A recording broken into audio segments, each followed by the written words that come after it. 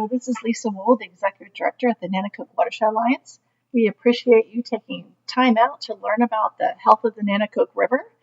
This year especially, we're asking folks to kind of take a look at their septic systems.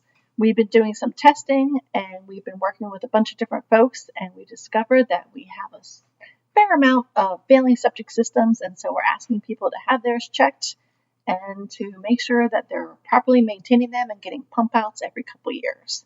So that, along with our residential programs, we're asking folks to also plant some trees and some native shrubs. You can learn more about all of these programs at our website at www.nanticokeriver.org. We really appreciate you taking the time out to learn about what you can do to help keep the waterways in your area clean. Welcome to the 2021 Nanticoke River Report Card release. My name is Beth Wasden, and I manage the Nanticoke Creekwatchers program at the Nanticoke Watershed Alliance. In 2021, we returned to a normal season after 2020's COVID-related challenges. Before we look at the water quality results from last year, I want to thank all of our volunteers for their dedication and service during the 2021 season. Our volunteers go out every other week and take measurements and collect water samples in their adopted waterways. They follow a strict protocol that has been approved by the EPA, and the data they collect is Tier 3, which means it can be used for policy and management decisions. They are the heart of this program, and without them, we would not have the high quality data nor be able to observe trends in the Nanticoke River and its creeks. Thanks to all of our creek watchers. Next, thanks to the Delaware Department of Natural Resources and Environmental Control for their ongoing financial and technical support. Thanks as well to the Chesapeake Monitoring Cooperative for their technical support and for hosting our data since 2017. You can go over to the Chesapeake Data Explorer and view the data that our creek watchers have collected since 2017 at this site. Now we'll look at the 2021 grades. Unfortunately, 2021 was not a great year for the Nanticoke River or its creeks, with the exception of the Delaware Headwaters region, which retained a B.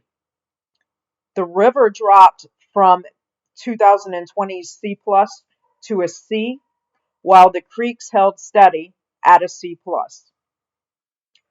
For the report card, the river consists of an upper Nanticoke segment, which runs from the Seaford boat ramp down to Sharptown, and the lower Nanticoke, which goes from Riverton to Nanticoke, Maryland.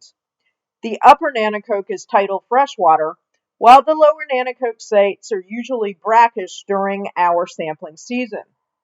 With the steady warm temperatures from May through the end of the season last year, we saw strong algal blooms throughout the bulk of our sampling season. This resulted in poor chlorophyll A scores. While the upper Nanticoke region was flat in most parameters, we saw poorer results in the lower Nanticoke.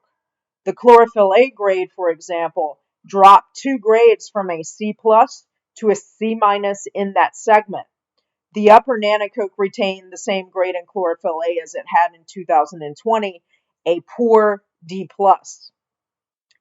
The creeks, which consist of the Delaware Headwaters, Marshy Hope Creek, Broad Creek, and the lower creeks, scored a C+, matching the 2020 grade.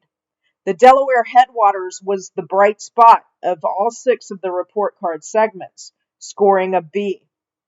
The Marshy Hope Creek declined to a C+, largely due to the poor chlorophyll A grade. The Marshy Hope's chlorophyll A grade plummeted from a B+ in 2020 to a C in 2021. Nitrogen remains excessive in the Marshy Hope Creek, and phosphorus is moderate. The level of nutrients in the Marshy Hope and in other waterways fuels algal blooms, and long spells of warm temperatures make continuous algal blooms a reality. The lower creeks and Broad Creek both scored C's, matching their 2020 grades. The lower creeks saw a steep decline in the total nitrogen grade dropping from 2020 C- to a D in 2021.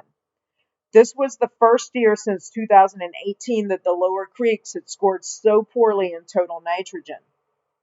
We did see some improvements from year to year, with water clarity improving in all creek segments except for the Delaware headwaters, and total phosphorus improving in all segments. Lastly, we'll take a look at the Fishing Bay watershed. Fishing Bay, along with the Nanticoke River and the Wicomico River, empty into the Tangier Sound. Due to this influence, Nanticoke Creekwatchers traditionally monitored 4 sites in the Fishing Bay watershed, and we included this information in our report card. Unfortunately, this is likely going to be the last year that we're able to include Fishing Bay due to a lack of data collection in 2022. Unfortunately, Fishing Bay saw no improvements in 2021. All of its parameters were flat, and Fishing Bay scored a very poor D+ overall. Excessive nutrients continue to plague the length of the river as algal blooms reduce the health and enjoyment of the river and its creeks during the warm season months. Harmful algal blooms in particular can cause illness in humans and death in pets who come into contact with algae-rich waterways. Reducing total nitrogen and total phosphorus should be a major goal along the length of the river. Retaining forested buffers along waterways, protecting wetlands, reducing lawn and fertilizer applications, and inspecting and pumping out septic systems every 3 years are all steps we can take to improve the Nanticoke River's health. We encourage you to stay in touch by following us on social media, by checking out our website, and by joining our mailing list. If you'd like to become a creek watcher or have questions about our program, please contact me, Beth Wasden. Thanks for joining us for the 2021 Nanticoke River Report Card release, and we hope to see you on the river.